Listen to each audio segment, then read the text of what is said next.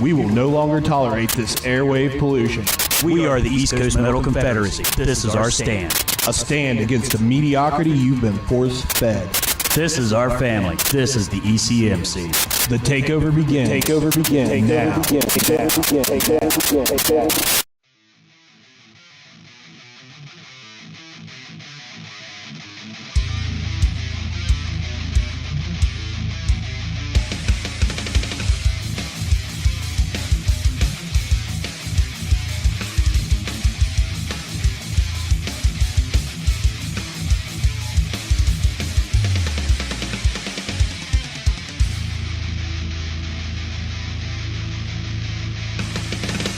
Twisted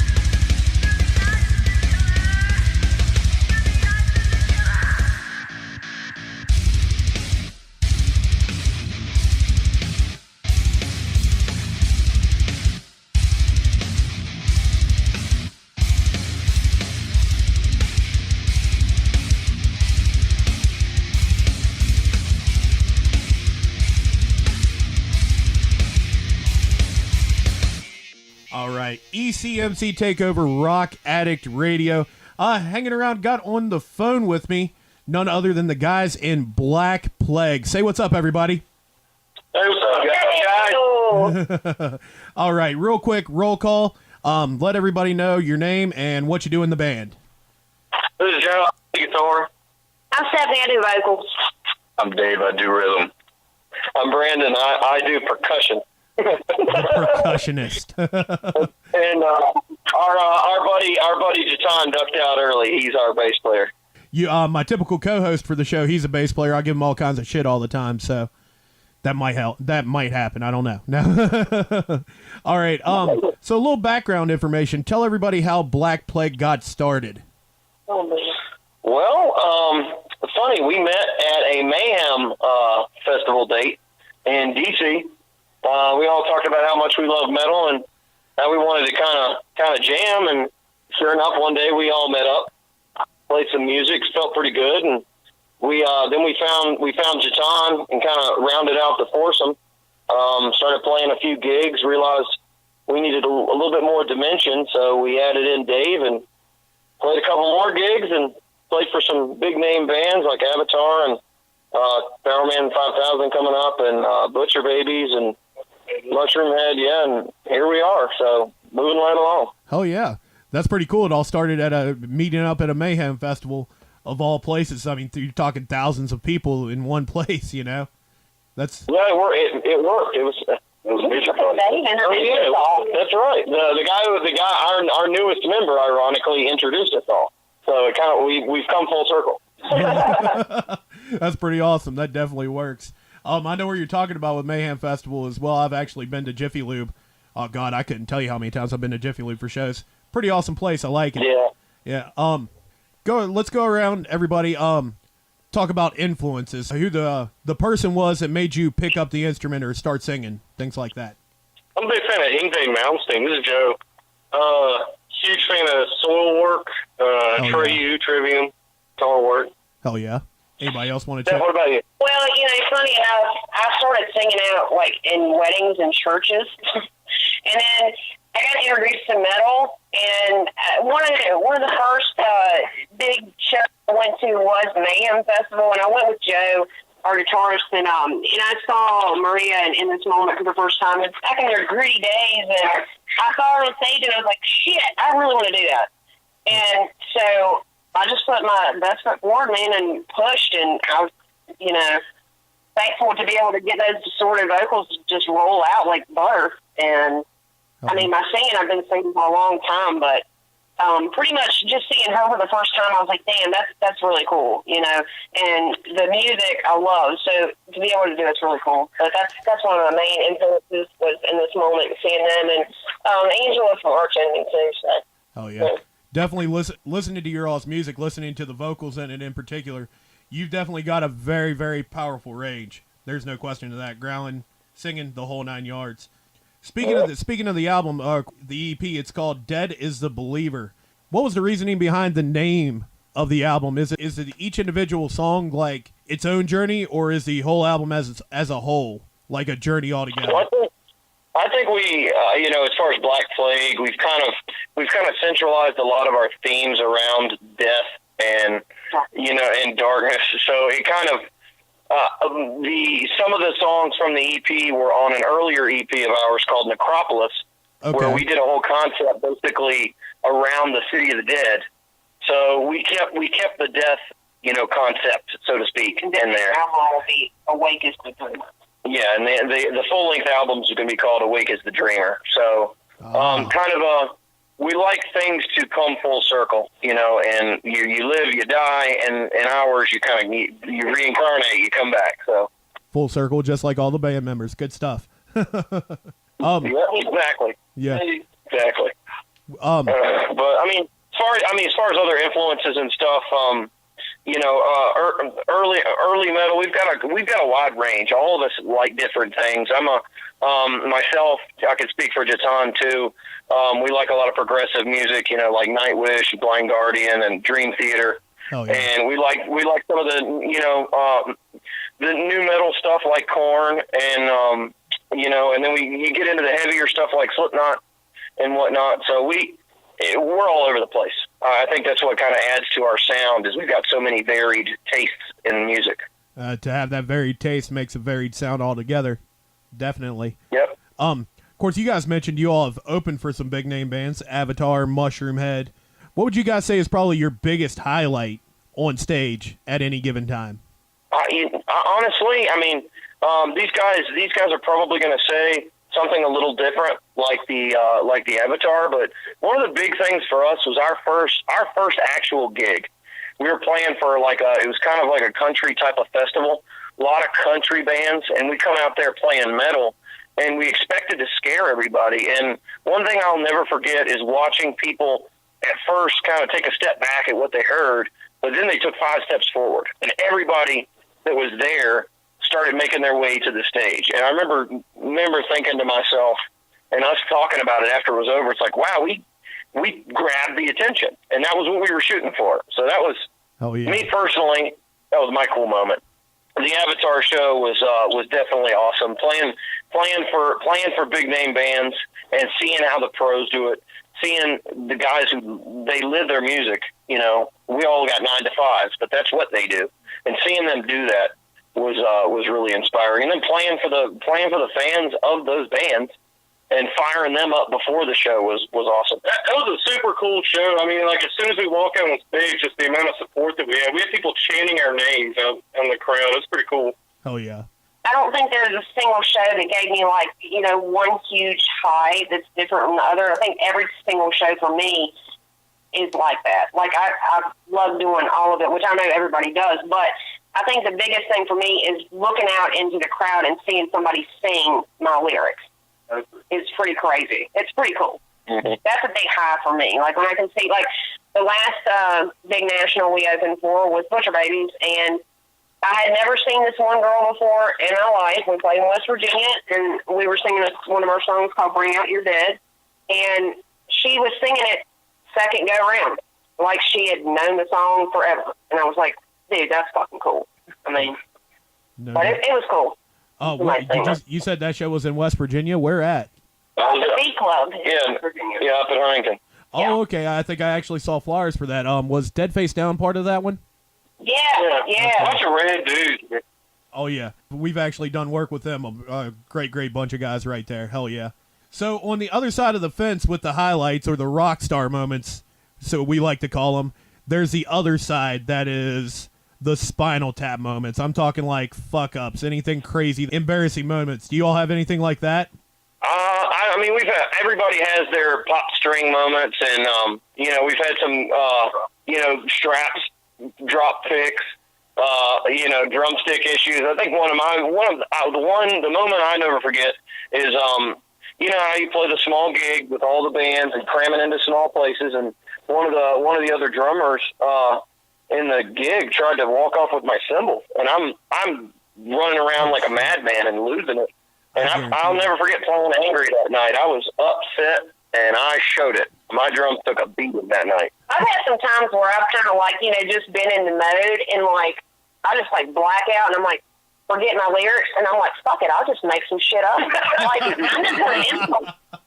And it just comes out, and it sounds freaking great. But I know one time I was wearing these freaking fake leather pants, and I was sweating so bad and jumping around on the stage that then things were sliding off of me. And I was like, can I bend over and even my fucking ass crack is going to be all the way out to this crowd? That was one that I almost had, but I have an expression pedal that I use for volume, and I cut that all the way down when I went to cut the tuner off, and I couldn't figure out for the fucking life of me why I wasn't getting any distortion or any sound out of the amp. And it just so happened that a girl fight broke out across the way. That kind of gave me some time to figure out what the fuck was going on. Talk about convenience. Yeah, exactly. That's pretty awesome.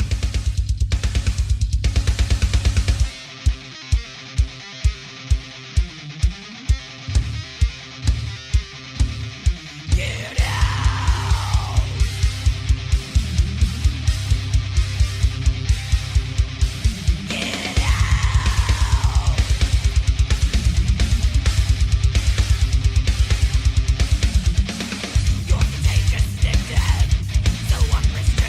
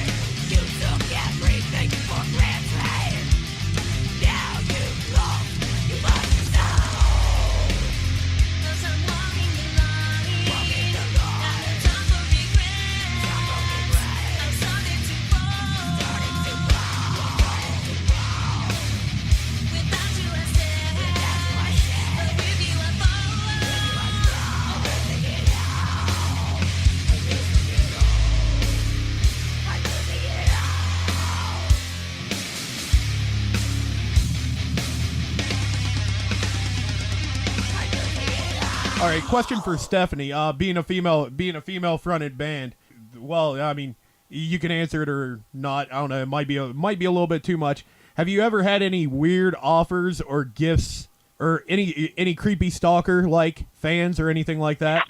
Well, the first show we ever played at that jamboree where we thought we were going to scare him off. So I had this one guy, and I'm pretty sure he was saucy at the time, like that we were playing, but he walked up to me when I was singing this melodic part of the song and, like, just reached out. Like, I'm up on the stage above him, and he reached out and was just trying to praise me and touch my feet. Oh, and, like, I'm like, do I let this dude touch my feet or what do I do? You know what I mean? So, like, he was putting his hands up and down like he was at church, like, praising me and, like, just all about my feet. It was crazy. Just be touch your feet. Yeah, like, just wanted to touch my feet real bad. Like, I haven't had any, like, weird, like, stalkers or anything. Thus far, knock on wood. But, yeah, that dude was pretty gnarly. Yeah, Last time on the show said broke by 11 a.m. We were like, shit, that's when we fucking And this one guy at the show, he was like, that girl, she smells real good. You remember that? She smells so good. I'm going to stay up here where she is. Yeah, besides that, that's the only two kind of weird things that happened so far, but I'm sure there's plenty more down the road. No doubt about that. Yeah, I'm sure there will be more stories to tell, stuff like that. Let's talk about songwriting for a minute. I know I'm talking to you guys right after you guys got done doing a practice. Whenever it comes to songwriting, is it pretty much a team effort, or is it just one person pretty well overseeing the operation? Another testament to our varied musical tastes and styles. I think everybody has input. Obviously, everybody writes their own parts, but it all works as a unit. Not one person comes up with an idea and says, "Hey, let's do this." It's basically, it'll start with a concept, and for the most part, usually that's Joe writing a guitar riff, and then we'll build it with a drum fill of some sort, and then we'll give it some meat, with the bass and rhythm, and then Steph will throw those lyrics on at the end. But that's been our system. Yeah, it's usually guitars, like.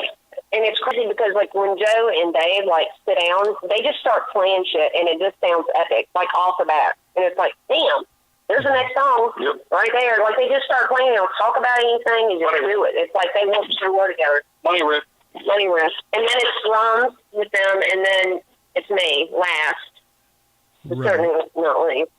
Right. It definitely sounds like it definitely sounds like the way it should be. That's definitely for sure. Let's talk. Of course, like we were saying, you guys have already had some pretty big shows. Is there an eventual goal, like a certain band or a certain venue that you guys see yourselves playing in the very near future? Well, we're trying to play Warped Tour now. Yeah, we're trying to do something with Warped Tour. I mean, I don't. We all have certain bands we'd like to play with.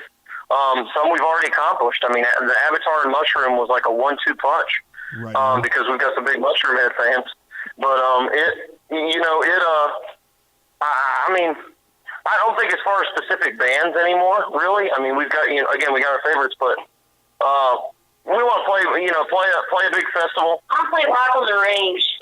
Yeah, we want to play a big festival like that with our name along with so many other great bands. That'd be pretty awesome. Being able to go on tour with a national band would be another step, I think, in that direction. I don't know what an ultimate goal would be for me, because it's like as soon as we make a goal and we achieve it, we set another one. So I think it'll always be like that. Yeah. We'll never stop. I don't think. Yeah, we're trying to stay down to earth, and we keep it pretty modest, and we take it baby steps at a time. Let's play this gig. Let's play this gig. Let's make contacts. Most of all, let's just play great shows and see where it takes us. It might take us right back to our driveway, or it might take us to who knows where. Right. Might do that circle thing again. There you go. Yeah, that's it. Any kind of advice that you guys might be able to give to a band that's brand new, having their first practice, what would it be? Don't stop. Like, don't get discouraged and quit. I mean, you're in a time where you're going to feel like, you're going to get pissed off at each other. I mean, it's you're with, 4 or 5 different people, however many people are in your band. And I've had tiffs with these guys, and I mean, exactly. If you get the chance to do what you love, then keep pushing and doing it. I mean, eventually things will get better. Just don't give up on it. I mean, and you're going to have shows where, you go out there and, you might not have as many people out there. But for me, like, the biggest thing for me is you're going to perform like it's the last time you're ever going to play again, no matter where you play, So don't get discouraged and, just keep pushing, moving forward. Anybody else have anything they want to chime in on it? I think she nailed it. I mean, that's I like the way she said playing it like it's your last show. You don't play it like it's Wembley or play it like it's your backyard. Play it like it's the last time you'll ever play, and kind of leave it all on the stage. I mean, every time when our shows are done, we're about ready to fall over. We're so tired, but that's how we roll. We give it everything we got when we're up here. And one thing that we live by is stay gracious and humble for the opportunities that you get, and love your fans, man, because that's why you're doing what you do. They love your music. You need to love them and show appreciation to your fans. Right. I mean, some people, kind of lose sight of that, and I don't ever want to be that type of person to lose sight of something like that. Right. For me, fans are the biggest thing for me, making sure we deliver, give them the love, Absolutely. They are indeed the lifeblood. One thing I can definitely tell you guys, of course, I've been spinning your all's music for some time now. I had the first EP before, and then I just got the new EP in my hands earlier this week. The listeners definitely enjoy what you guys got going on. So, a lot of appreciation right there. Good stuff. Hell yeah, that's great. Yeah. You guys mentioned Warped Tour there a minute ago. Is that one of the contests? Like, is there a link that you guys can share with that? Yes, I believe it is on our band page. Should be just go to I mean everything we got going on. Hit up our Black Plague band page, Facebook, Twitter, Instagram, all that good stuff. And blackplagueband.com. Yes, blackplagueband.com is our website. That'll take you everywhere. If you go to Ernie Ball Battle of the Bands and you search the Virginia Beach venue is where we're trying to get on for work, we will pull up in there. Okay. And if you comment or listen to the songs, it increases the buzz rating and our chance to be able to play. So that's what we really want. So. Hell yeah. Well, I think we can definitely at least put a little bit of word out for you guys. Without question there. What about upcoming dates? I know you guys mentioned Power Man 5000 there. What kind of shows do we have coming in the near future? Yeah, that's a big one. Beckley, West Virginia is that date. That's June 27th, I think. And then we've got as far as East Coast goes, we got July 11th, I think, is in Myrtle Beach. That's gonna be fun. Little party afterwards on the beach. Yeah.